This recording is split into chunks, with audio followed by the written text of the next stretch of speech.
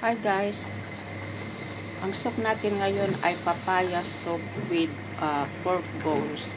Kaya meron siyang isang chicken pot. At pwede nyo lagyan din guys.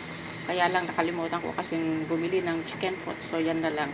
Iisa lang yung chicken pot ko dito. So ito, meron siyang white punggos, may peanut, meron lagyan natin ng ginger. Of course, lagi hindi tayo nawawala ng ginger. Saka yung tender dates. Ito. Lagyan natin naman garlic pears, saka itong dry peg. Yan.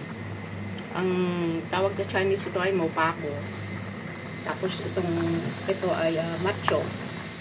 Yan guys, magpakulo tayo ng tubig at i-boil natin dito ng 2 hours sa low fire. Pag kumulo na, boil natin siya ng malakas. Tapos pag i-low fire na lang natin at wait natin ng 2 hours.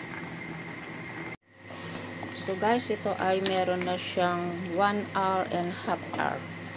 Kaya kuluin pa natin maigi. Ayan. Yan na yung ating soup.